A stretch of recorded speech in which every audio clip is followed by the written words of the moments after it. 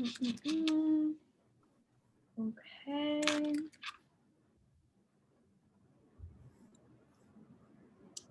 Let's see.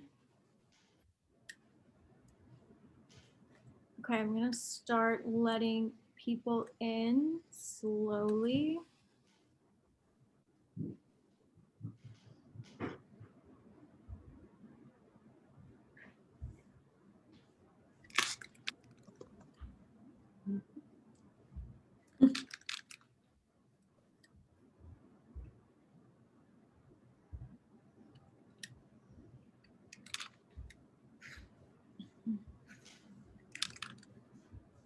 Hi, everyone. Welcome.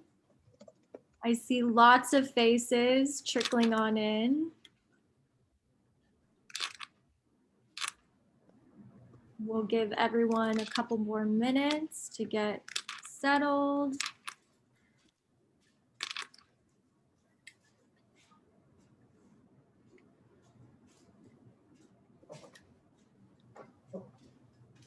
Okay. Hi, everyone.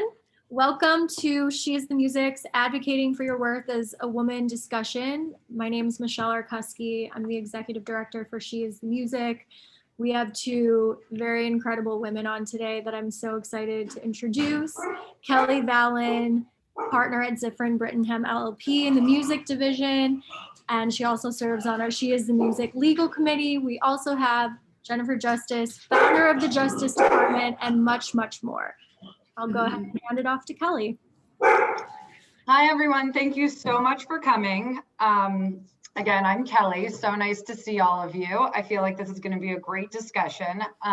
So I just wanted to take a moment to introduce our esteemed guest, Jennifer Justice, who goes by JJ. So just to provide you a little background on Jennifer. She started her career as an entertainment attorney at Carroll, Guido & Groffman, representing superstars including Jay-Z, Outkast, Slipknot, and Mark Ronson. She then turned to join Jay-Z in building RocNation, and she served as general counsel and EVP there. She oversaw the growth of RocNation overall and handled a diverse collection of complex transactions and partnerships with major companies. After growing RocNation, she moved in to the live music business and joined Superfly, where she acted as the president of corporate development. And only a couple years there, she played an instrumental role in doubling their ownership of live experiences and increasing their revenue by 65%. And after that, she started the Justice Department, which leads me into my first question. Jennifer, or JJ, can you tell us a little bit about what you do now and how you got into it and why? Yeah. First of all, thank you so much for having me. And I mean, seeing these faces, first of all, I know some names. So hello to all of you that I do know, and thank you for joining. I love that you are, caring about advocating for yourself as a woman, because one of the reasons that I got into this is when, when I got in 20 years ago, it was still that whole phase of like, wait, I can't tell them I'm a woman. No one wants to hear that. I want to continue to be the only woman in the room. So if I say that I'm a woman, then they're going to know that I'm different. Right. And we just aren't there anymore. As far as we're acknowledging people's differences, we appreciate them, we celebrate them, and we demand them. But unfortunately, it hasn't caught up when it comes to pay equality, gender equality, seeing all diversity at the top of Fortune 500 companies, et cetera. So I started the Justice Department as I was leaving Superfly, because what I had noticed over 20 years was that, a lot was changing, for men, and some diversity, but it wasn't really including women and en masse, for the most part. And so what I mean by that is I, not only represented those kinds of artists, but I, as a music attorney, often represent executives. So we were representing a lot of different executives that were, publishing companies, et cetera. So I did a deal for a man at a publishing company, and he was a director level, and he was making $130,000 a year. And I remember this like it was yesterday. And then about 3 or 4 months later, I got deal for his boss. And she was a senior director, in there, this is the A&R department. So they're revenue generators, they're bringing in the money of the company. And she was offered 90,000. And like, it was just like being doled out. Like I was a junior associate then. It's like, oh, and you're going to do this and she's going to get paid this. And I'm like, wait, what? And he was like, what? And I was like, why would she be making $40,000 less than the guy that reports to her? And he's like, whatever, everybody's fine. And I was like, why are we fine with that? And I came from like nothing. My mom didn't graduate high school. So like, I didn't know that like women weren't equal in the workplace because I saw LA Law, right? I saw like Ally McBeal. I saw like things where it's like, and I didn't know that. And so it kept happening and kept happening and kept happening. And I started representing more and more women. And I was like, I'm not qualified. I got some books. This is going to be a long answer to your question, just FYI. But it packs in a lot of information. And I went to get books at Barnes & Noble going like gender equality, female equality, and there were 3. If you don't have big boobs, wear ponytails. I'm not kidding you. And it was written by Barbara Corcoran. The other one was Nice Girls Don't Get the Corner Office 101. And then the third one, written by Gail Evans, who was the first female executive at Turner and very big there, is Play Like a Man, Win Like a Woman. And they all had really great advice and things that we all know that we are guilty of as women. And that's not necessarily a bad thing, but like always offering to do the things, always working harder, always multitasking, all those things. And so I'm like, okay, great. Like these things that we can start doing as women and trying to make sure that we're getting ahead. But that kept continuing. And by the time I'm representing C-suite women, there's hundreds of thousands of dollars, difference, up to millions of dollars of difference. And compounded over years, that's millions and millions and millions of dollars. And so I just continued on in my quest for gender equality as I went into RocNation, got on the board of WE, Women Inspiration and Enterprise. I was chairwoman on that, I went to Superfly. I was at became on Annenberg Inclusion Initiative board, which is, the inclusion writer, all of that, they've done amazing work in research and exposing the industry and entertainment in particular about lack of diversity and lack of gender diversity and pay. And then when it's coming to my end of my 3-year contract at Superfly, I was like, wait a minute, I'm making money for men by day and I'm trying to overthrow the patriarchy at night. Like I need to walk the walk, I can't just talk about it. I need to do it. And I, my legacy was set, represented Jay-Z for 17 years. I worked with Beyonce, I worked with Rihanna, and I'd been trained in a room full of men doing really, really massive deals. So, I kept thinking like, what is it that women need? What do they need? And I was like, well, they need to be, advocated for in the way as a woman, which sounds so simple, but like not a lot of people are doing it. So I was like, I'm going to start the Justice Department. I'm going to do the exact same thing I did in my entire career, which is strategy, management, business development, and legal. But I'm going to do it mostly for women. And my sole mission is going to be to make women rich. Because if women have money, then they have power. And when they have power, this world will be a much better place. And so that is our sole mission. And, to also make women not feel so bad about having money. So that is what we do. And I told you it'd be a long-winded way, but it gives you a lot of background and understanding of why, I thought it was so important. Yeah. And so why do you think it's necessary to only represent women?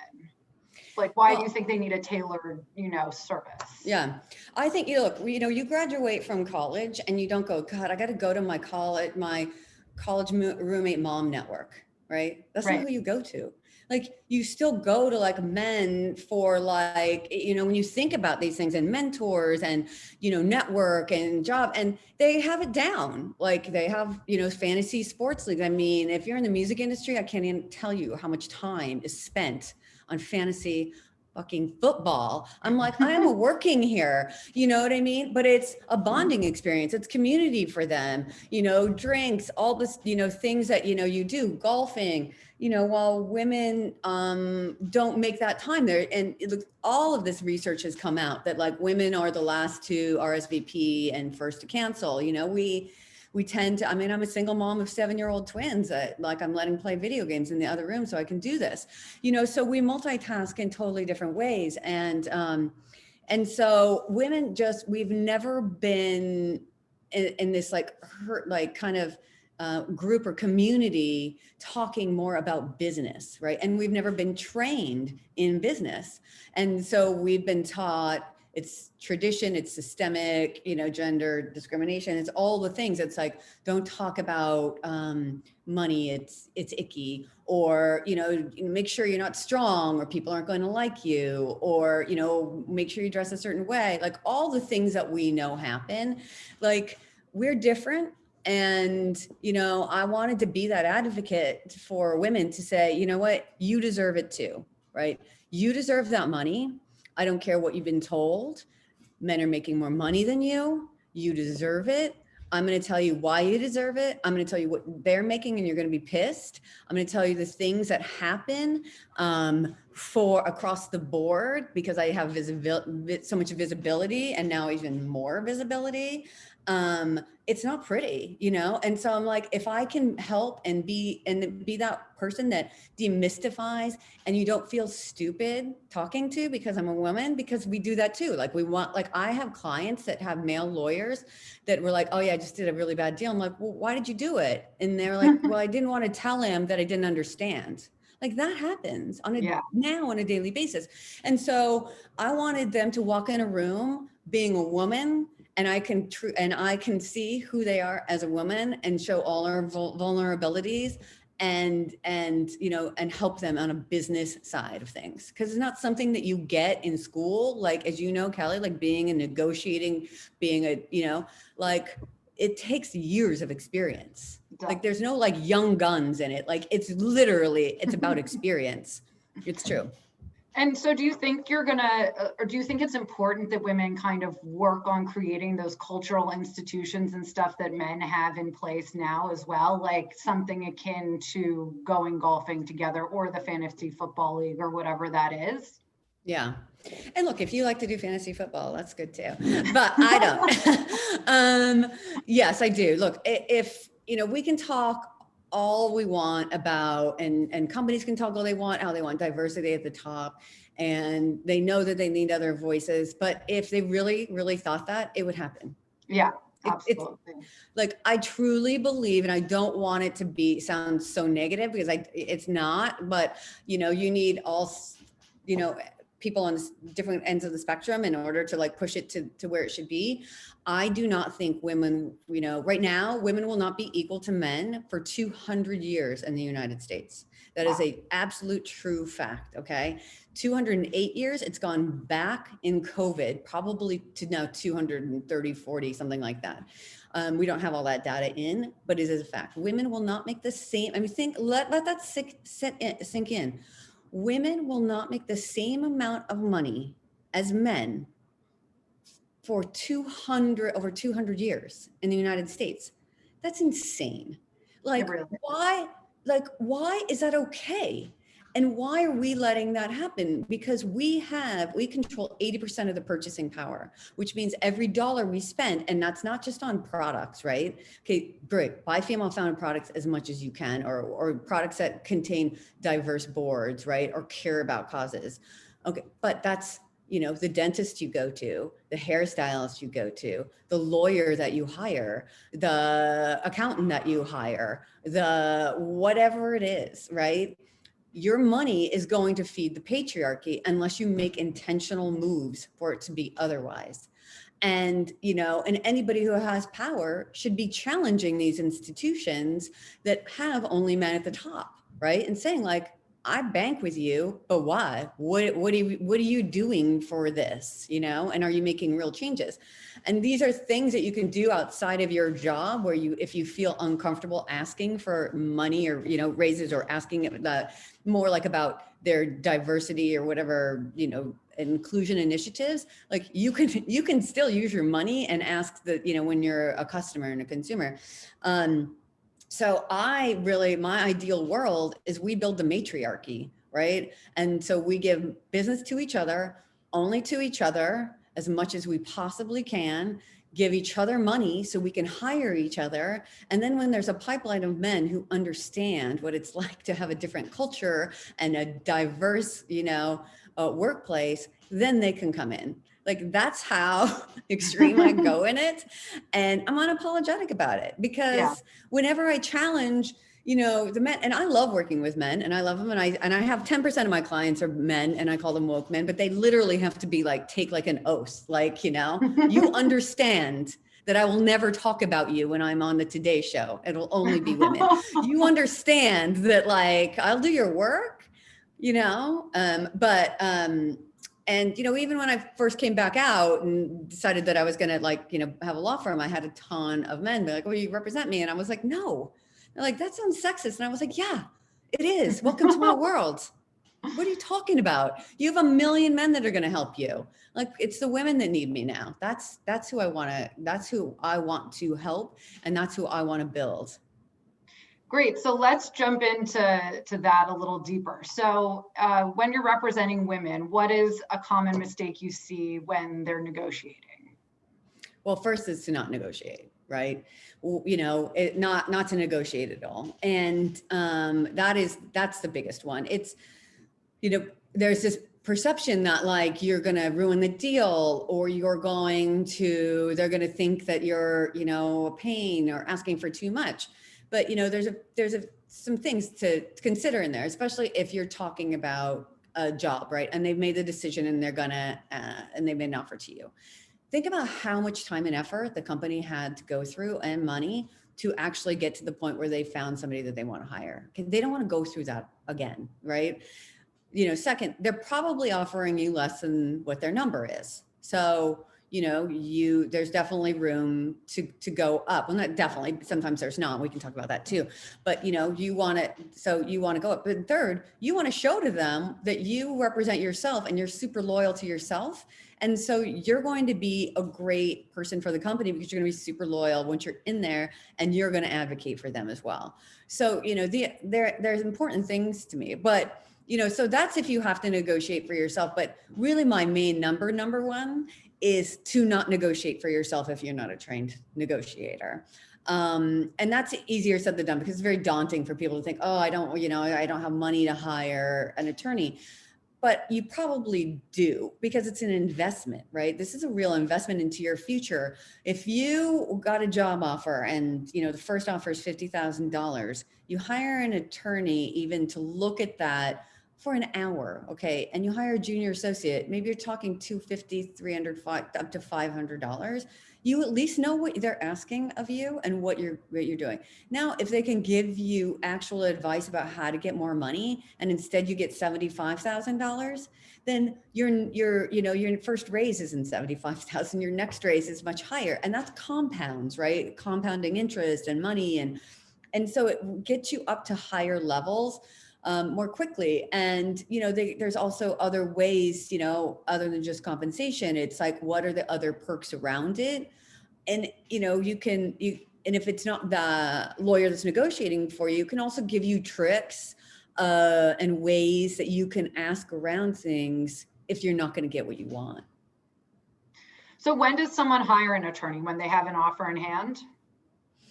I actually think it's better like that's, at a minimum. Yeah. But I think it's really good to start, talking to it and not even just, look, you probably have friends that are attorneys getting advice, doing research around it, but, definitely do not do the thing where it's like, oh, I signed an agreement. I guess I should have hired you.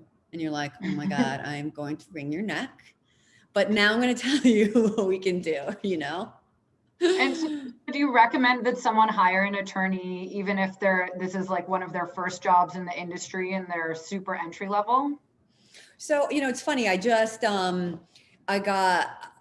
do these kind of talks and stuff quite a bit. And somebody reached out to me and she said, look, can this is my like second job. And because one of the things I advocate for is just to understand even what you're signing, right? Because I've gotten to the point now that I represent female founders who I guarantee you all know their names, who never had an attorney represent them, or 10 or 15 years in and never had an attorney represent them. So they are so far behind in their compensation. And it is, that it's like really hard to do catch up, right? I see some Yeah. people asking in the chat what kind of attorney. So, so you can hire an employment attorney in the music industry and in entertainment. All entertainment attorneys do these deals as well. So it's something like that, but you should definitely hire somebody who is in contracts, not in litigation, and somebody who is familiar with doing employment agreements. If you're going to a friend, right, and it's a new contract. So this woman hired me just to go over like this confidentiality agreement and this non-compete. And she's like, well, what does this mean? You know, what do these terms mean? It's like, you know, what's an indemnification clause? What is a non-compete? You know, a lot of people don't realize that when you become in the C-suite and you get sued because of something you did in the company, like you could be liable if you were terminated, you know, if you were doing something outside of what the company wanted you to do, you know, and how does that all work? And like, you know, if there's some big lawsuit and you get like called to, you know, as a, you know, question, an investigation, like, what does that mean? Just little things like that, or confidentiality or work product, you know, especially if you're creative and you're working for a company, everything you do for them and using their computer and using their phone to do, you know, IP that can be deemed work product and they own it. So it's just good to know in general, right? It's good to have the understanding of the business terms. And so, you know, eventually when you are now in a C-suite position, even if you're in creative or marketing, and you are all of a sudden now in this room with decision makers, and they're talking about P&Ls and they're talking about, you know, different things that are happening in the company, you know what they're talking about. You know, it's like, you know, be a subject matter expert in what you're doing, but also just like get familiar with contracts, get familiar with what they say. And when you're signing one, you want to know and understand what all of these, what these terms mean, you know, it's not going to hurt you. Yeah, right. So how do you know what to ask for? Like how much money? How can you do that research? How can you find out what other perks people are getting around you and in your industry and stuff like that? And how do you know what you're worth at a certain level? Well, that, you know, this is where the internet comes in very handy, right? So there's definitely research you can do, and you should research it, and you should, you know, try to be, you know, find out what other levels of the title that you're going to have, and then industry specific as well, are really great ways to find out. But the other way is what men do all the time, and we never do, is ask somebody, what do you make? Men know what each other make all the time. Women do not talk about this, and they do not talk about money. There's this like friend of mine who was, when she went into finance, another industry that's, you know, predominantly male, one of her friends, a guy there, worked there, and he's like, okay, well, you need the spreadsheet. And she's like, what's the spreadsheet? He goes, well, we all put in what we make and what our bonus is, and then we hand it around so we know and we have leverage. And, you know, there's a common misconception that you cannot talk about your salary. You absolutely can. Your company tries to tell you you can, but you can't. It's against the law to say you can't. That's how unions are formed. And, you know, even in like New York State, no one can ask you what you made prior. It's against the law. They made it against the law so women would have equality. So no one can ask you that. And, you know, so you can ask other people. And so that's why I'm a big advocate of like finding your tribe of people. And it can be women, it can include men. Men actually have a lot more resources and they're more free to talk about, you know, they feel more free to talk about these things. You should be asking, like, what do you think the range is? You know, and not just the financials, but it's like, if you're getting a bonus, what percentage of your base salary is that bonus? Is it guaranteed? Is it not guaranteed? Are you, you know, who are you reporting to? It's another big thing in contracts, what you should, you know, find out, make sure it's like a solid reporting line, you know, asking questions like, okay, if I'm not going to make the money that I want right now, what is my path to making that?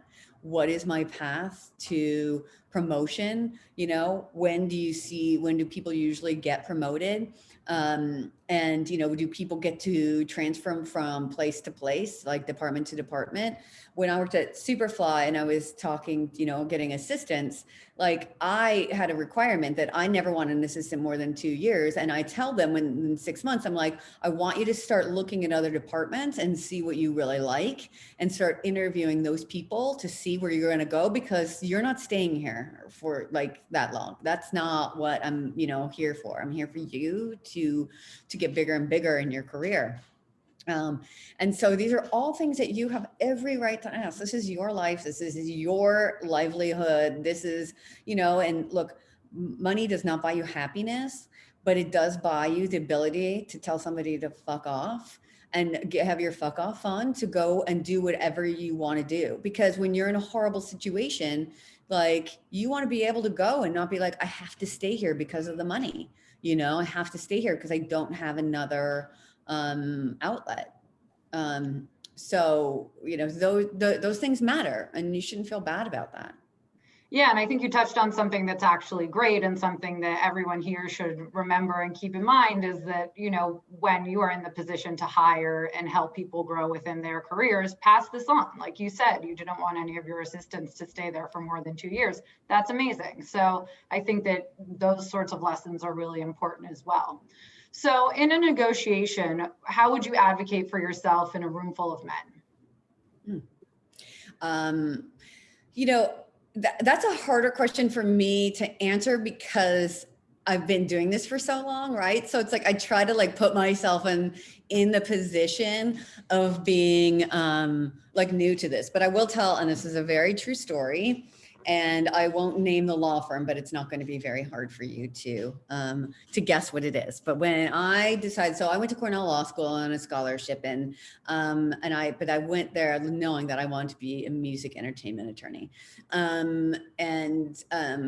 so which to all my professors was a big disappointment because, people were being Supreme Court judges and I was like, that's cool. I'm going to hang out with rock stars. So I moved to New York and I was a litigator at Hughes, Hubbard & Reed. And at the time there was a very big firm that I really thought I wanted to go to. And I was like, this is the end all be all. And this is the firm that everyone needs to go to. And I got an opportunity to interview there. And I walked in and it's a really like kind of stodgy. And I'm like, I thought this was entertainment, and I was a litigator at a big Wall Street firm. So I was wearing a suit anyway. And I looked around and it was all men.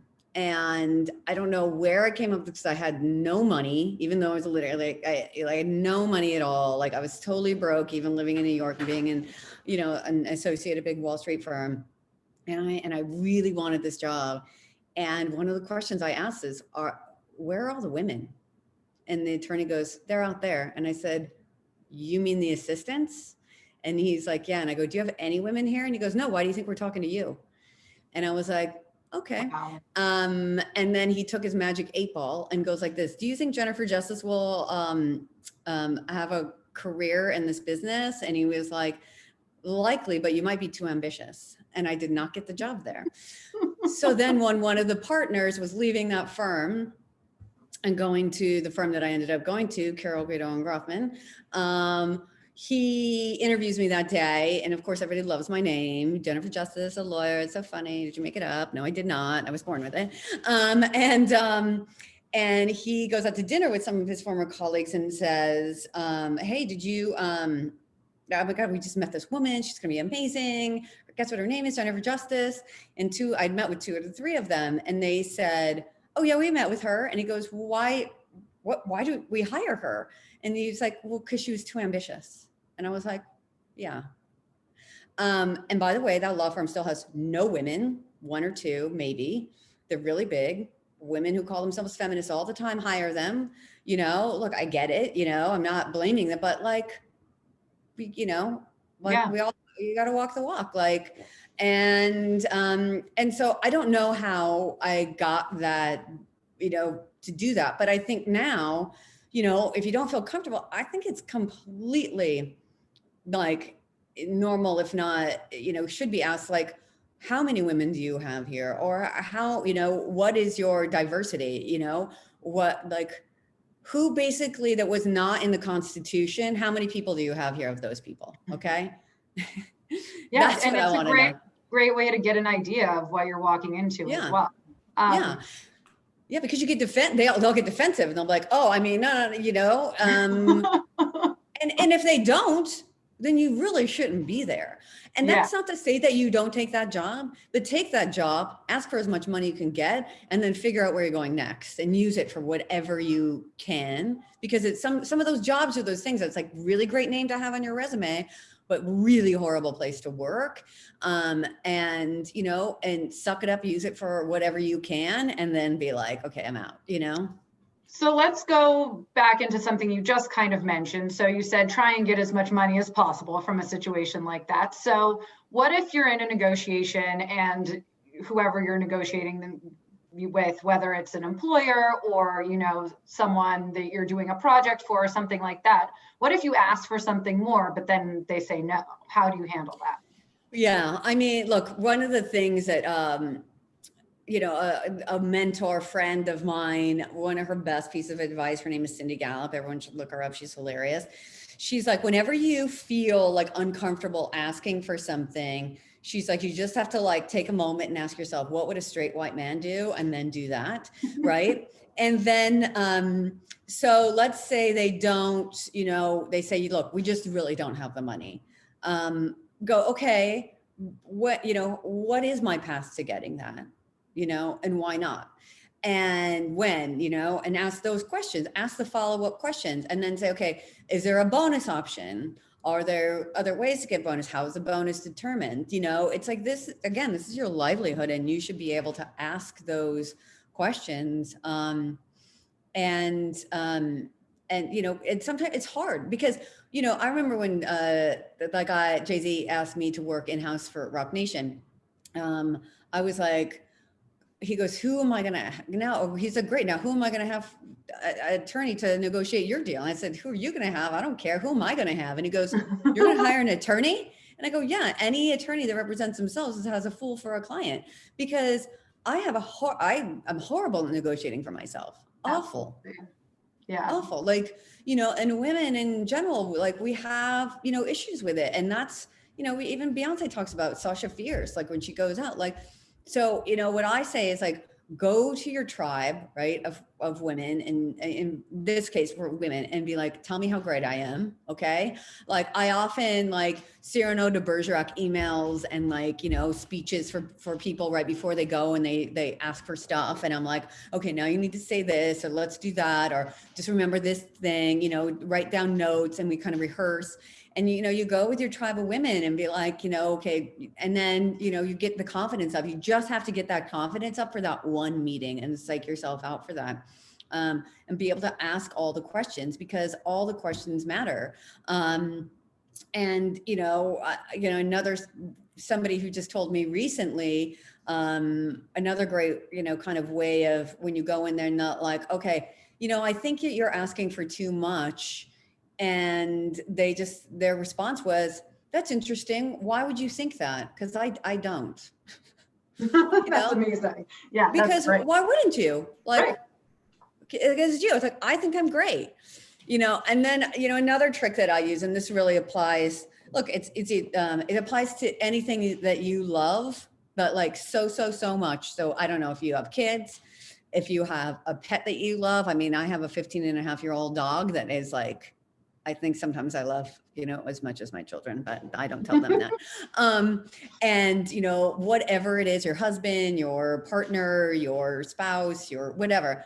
And, you know, put in yourself that you're not negotiating for you. That's who you're negotiating for, right? Because I will kill somebody for my kids.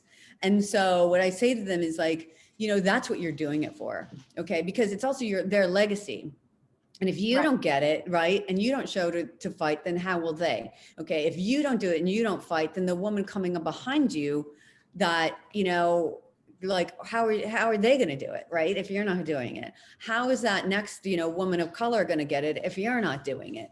And so it's like, and we have this extra weight as women. Like, this is a great weight for me. I love that. Like, I like that responsibility that I like try to do the best for women. So then I can, you know, make sure I pay it forward, and then it sets another precedent for them, which I think is, you know, it's really important. And, you know, so a lot of times women are like, well, you know, I'm fine with making $250,000 a year, even though the guy next to her who has a lower, he's making $500,000 or $600,000, you know, and these are questions and things that, and I'm like, no, but that's not okay. Okay. So take the 250 and live on that, but take that extra money that you get and you deserve. And that's what other people are getting, you know, invested in female founded companies who have a really, really hard time. I mean, you know, female founded companies get 2% of venture funding. If you're a woman of color, it's 0.5%. It's horrible. No, that's not okay. Invested in that, you know, invested in the stock market and cannabis for social justice reform, and, you know, give it, you know, I'm not massive into giving it all to charities because I feel like that's a white man's job now. Like we start these charities because they're the ones who screwed everything up.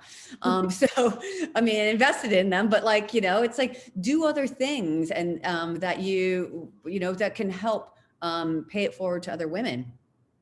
Yeah. So if you're in a job and you feel like it's time and you're ready for something more, you feel like you should get paid more, you should get more perks, you know, whatever it may be, or do you have specific guidance for how you would ask for those sorts of, you know, I guess that sort of growth in your salary and whatever else? I mean, I think it's a little bit what we talked about before, right? It's like, you know, find out what other perks there are, do the research and find out what other perks there are. You know, is it that you can, you know, and this used to be a perk, but work from home. Now it's an obligation. Or how about like, can I get paid more money if I don't have to do a Zoom all the time, other than these kinds, you know? But no, there's, you know, things like there's vacation, there's other things that people are paying for. You know, whether that be phone service, your Wi-Fi, your, you know, getting stock in the company, getting equity, but really understanding what that equity means. You know, a lot of people don't get, you know, get offered equity in a smaller salary, but they don't understand that they might have to buy that equity at some point, and there's tax implications, those kinds of things. And then, you know, but again, I think that it's really important to like find that tribe of women. And by that, I mean, they don't have to be your best friends. They do not have to be the people that you're going out with and hanging out. They are the people who hold you accountable when you're like, oh, you know, I don't need that money, or I don't need that job, or I'm not good enough. They're the ones who hold you accountable. They're the ones who also are interested in growing and thriving in the same way. And it's not for everybody to be like super like ambitious and want to be doing like, you know, at the top of your game. That's totally fine. But like, you know, those are those people that help you. And there's so many organizations, and I'm so proud of the music industry. It's changed so much for women because it's still one of the most probably misogynistic industries I've seen now that I work outside of it, and still so reticent to change. That there are these other, you know, there's She's the Music, you know, Women in Music, She Said So, and organizations like that where you can find, you know, other women. There's We organizations still exist. There's Hey Mama if you're a mom. There's TWA, which is another one, the What Alliance based out of LA. Like these are all great resources. There's Ladies Get Paid, which is awesome. And you can sign up and they help you like with negotiation skills. And these are all great people that, you know, and resources that you can go and like, and have a safe space and be like, hey, do you know, what, does anybody else know like the pay, you know, get, you know, like ranges for this kind of industry and this kind of title, you know, and you can ask these kinds of questions. Yeah. And so related to that last question, like, how do you know when you're ready to move forward and get a promotion, or if you're ready to kind of pivot either within a company or in your career and go on to the next thing, or kind of take a step forward, you know, with what you're doing?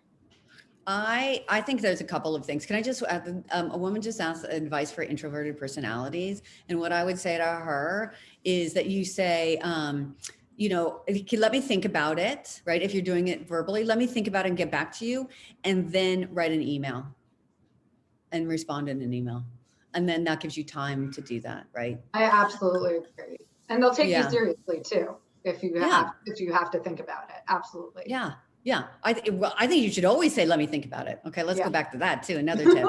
Let me think about it and get back to you, because you shouldn't be like on your feet. It's like, oh my God, am I going to say the right thing? No. Anyway, sorry, what did you just ask me now? I forgot. I was just asking about, you know, when it's time to take a step forward, when you want to ask for a promotion, when you want to take a step forward, even if you're a freelancer or something like that. Like, how do you do that? How do you ask for it? how do you level up in that way? I find, because everybody's different, I think there should be a time frame, right? If you're 2 years in the same position, you should start thinking about it.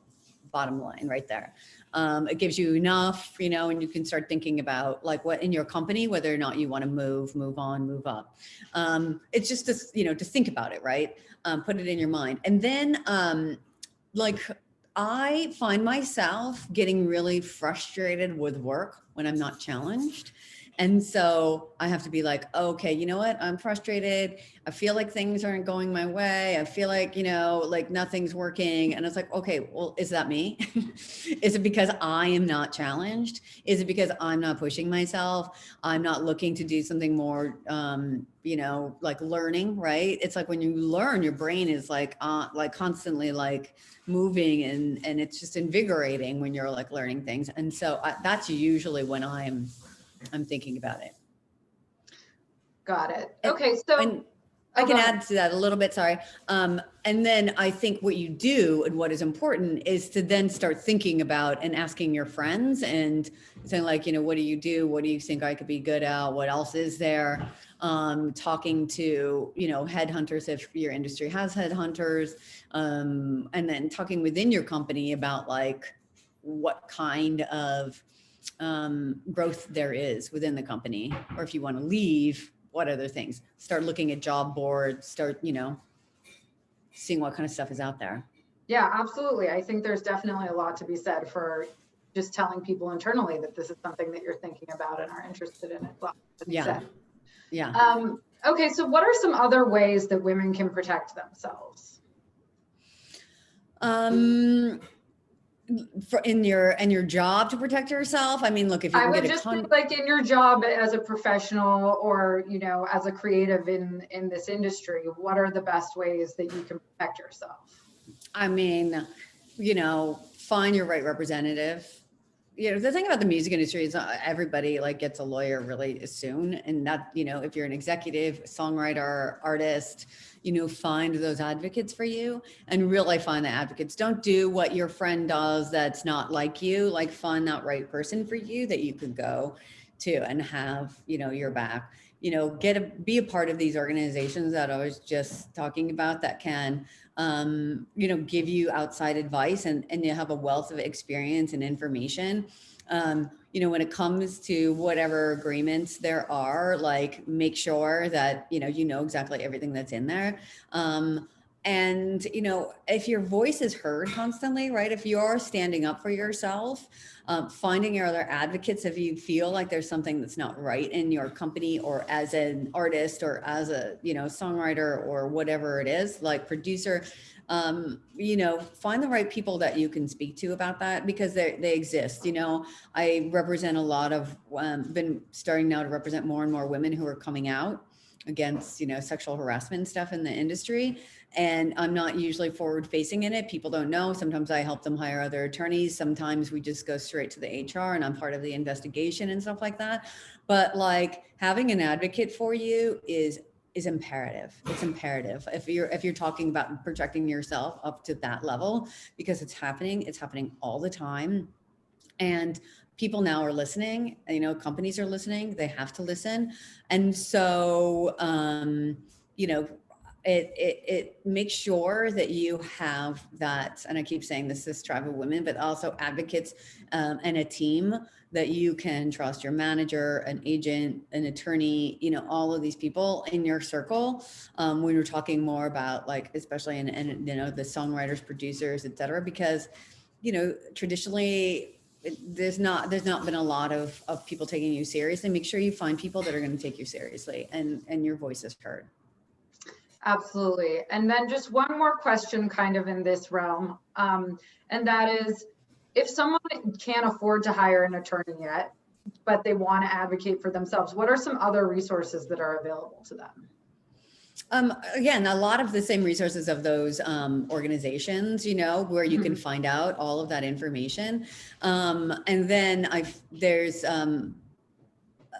if you can, first of all, there's a lot of online information about what all of these different terms mean that you're being asked to, sign on to. And and if you have any friends in the industry, and talking to all of them, about your tribe. But, some people are having some questions as well about, advocating for yourself in a promotion or salary, and feeling like there could be backlash or, which happens, and it happens quite a bit, as women. And it's happening all the time, unfortunately. That's why it's so important. Somebody just said the law school clinics too, like at USC and UCLA. That's another good one, because they have often pro bono work. But retaliation is against the law, and I think more and more people or companies are really starting to understand that. And at the end of the day, you can use the legal system, but the other one, is the court of public opinion, and Instagram and Twitter have been proven that. And I'm not for cancel culture. People make one, stupid mistake or something out of context, sometimes.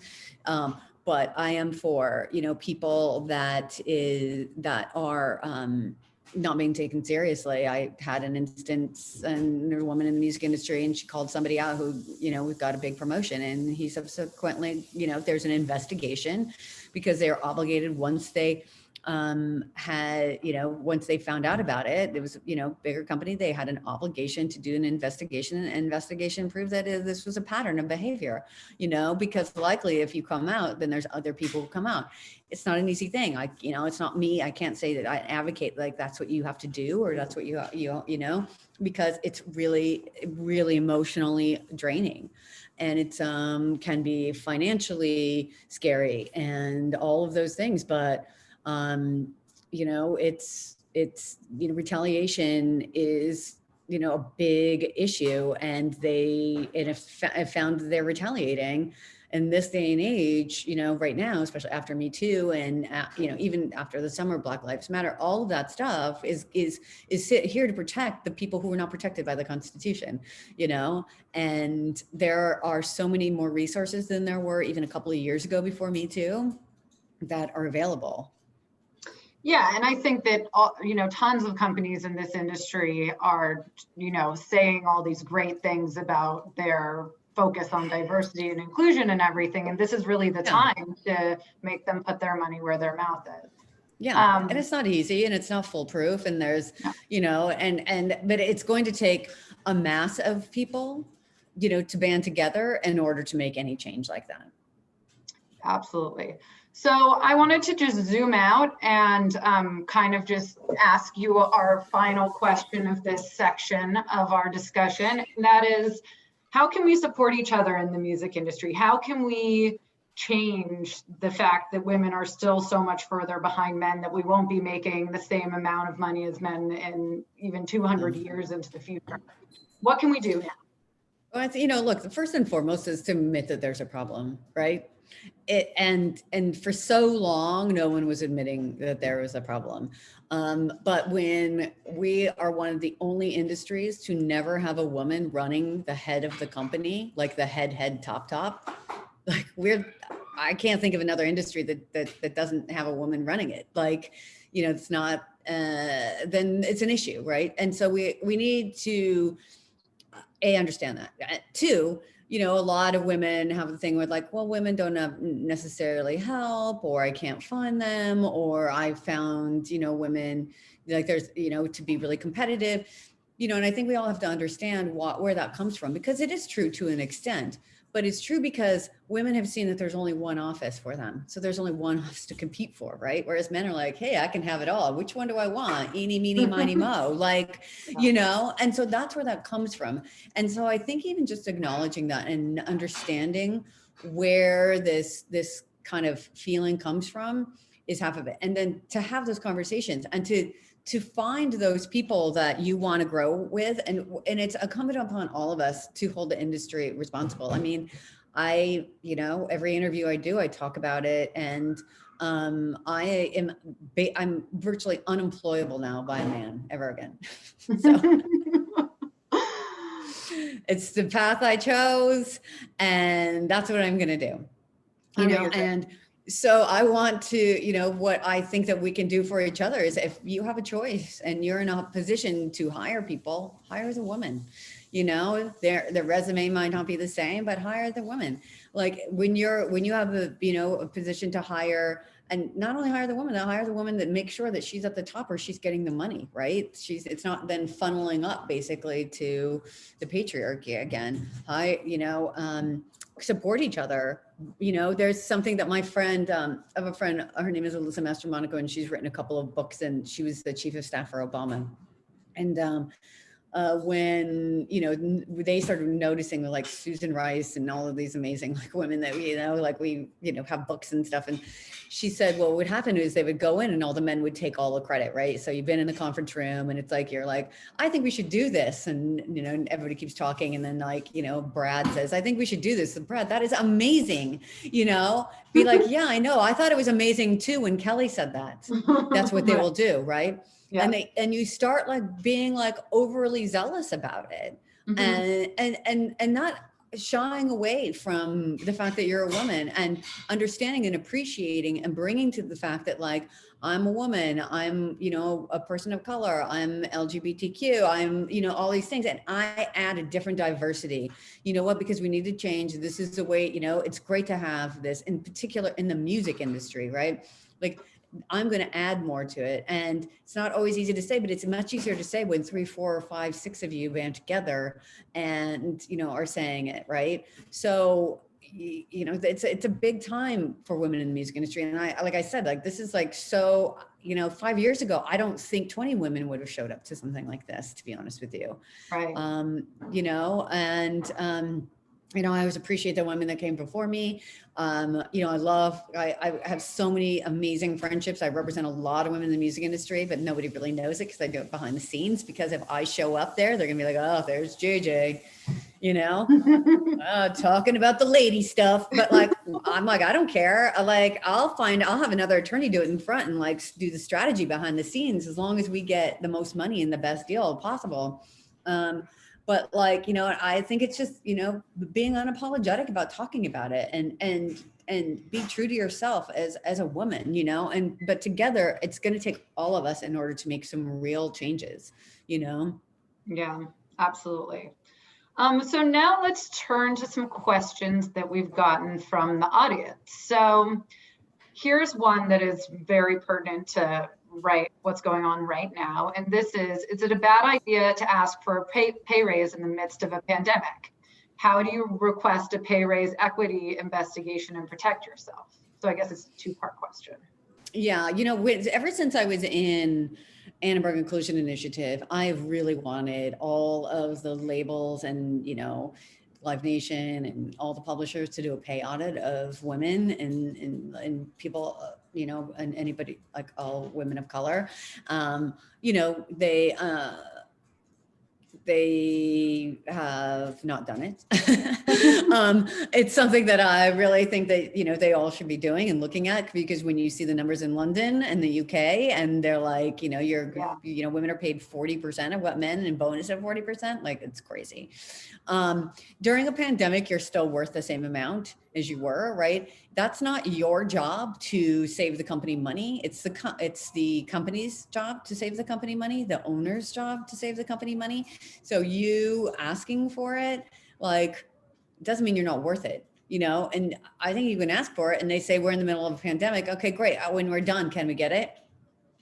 Like, everybody's making a ton of money. It's asking, I represent artists, and it's so funny because it's like during the pandemic, you have all of these companies going, hey, can you do this thing for like, we only have this much money, but you're like Amazon, who's making a killing, and then we're going to like donate the money to charity. And it's like, no, you pay me my rate because I'm an artist. And then you donate that exact same amount to charity. Like, don't involve me in it. So you're using me as a pawn to then go like, look what we donated to charity. This person's livelihood. This person's livelihood. And don't get caught in those traps about charity. And like, this is like, that's their job. That's not your job. Like, you can't help it if they've, wasted money on the snacks. I don't, like it's like that's their job, not yours. Like you still deserve the same and you're still worth that. So you should not be, you should not feel bad about that. There are a lot of companies who did really well during the pandemic too. So let's not forget that. Yes, there are. There definitely are. Okay, so the next question we have is, what are the most common legal issues that female songwriters or any songwriter that they come across? I mean, for songwriters in particular, I think it's really just like, getting your percentages and getting paid and, trying not to be on a controlled comp clause, really. Not that that matters that much anymore with digital, but it's really just getting yourself, making sure you're advocating for yourself and getting that, the percentage and the cut that you deserve of that. I feel like for, female songwriters, which is one of the reasons why this amazing organization exists, is because, your voice deserves to be heard. And, we have all these amazing love songs written by men, that are meant to talk to us. And so, I'm just super excited for a time when it's music and art and creations and film and TV are written, produced, sung by women. What's that going to sound like, when our collective creations are brought to light versus skewed by, somebody who doesn't even know what it's like to walk in our shoes, and so I think it's really hard, as songwriters, but these kinds of organizations are super helpful and it's great. I mean, you all signed up for a reason, right? And you should take advantage of that. And, the other thing I will say is, like I said before, with women, we multitask, we do so many things and we do need to take care of ourselves. But a part of self-care is,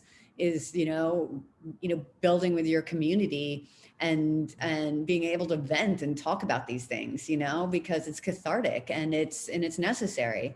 And once you start talking about these stories, the woman I talked about in the very beginning that was making the 90,000, and I can say her name is Rebecca Wright. A lot of people know her in the music industry. She was in publishing. She's married to Michael McDonald, who's management. And I tell the story all the time. And Rebecca's always she's like, sometimes I forget that story. And I still she just posted something about me today. She's still, so it's this woman fought for me when I didn't even know how to fight for myself. And it's crazy, but it's true. And these things still happen to this day. Do not think that they're not happening to you, because every woman that I talk to, it's oh, I make a lot of money. And, there's no way he's making more than me. Within, I'm not kidding you, 3 months, she comes through, she's like, you're never going to believe what I just found out. I'm like, I know what you just found out. You know, I don't want it to be true. I want my job to be irrelevant. I want to, I want to be like most, charitable organizations are. It's you want to make sure you want an expiration date. You want us not to be needed anymore. I want everybody to have a ton of money, because what I know is not going to happen. If all of us had $100 million, we're not going to all get in our private plane, fly to a private island to have sex with underage boys. Okay. That's not what we're doing with our money. This world is going to be a better place. I'm referring to Jeffrey Epstein, if anybody didn't get that reference. I mean, it's crazy. We're going to make this world a better place, and it's incumbent upon us to all do that, Absolutely. It definitely is. So I think that that's kind of it. It seems like we're hitting the almost 3 p.m. mark over here on the West Coast. And so I just want to thank everyone for coming. I hope that this was informative and that everyone learned a lot. And thank you so much, JJ. You're incredible. You're so inspiring. This has been great for me, and I'm sure it has been for everyone else as well. And you just provided so much great practical advice, as well as the overall cultural and historical framework for it. So I think that was just so much great information that we got over the past hour, and we really, really appreciate it. So thank you so much. Thank you for She's the Music. Thank you to Kelly. Thank you to Cynthia. I see you, Teresa LaBarbara. Nice to see you. I said, and thank you for all these women. Thank you for showing up, because you know what? This is so important, ladies, and be there for each other, because we deserve it. yeah, and listening to things like this and coming to stuff like this is the first step to making the change, for sure. Yeah. All right, thank you guys. Thanks. Bye.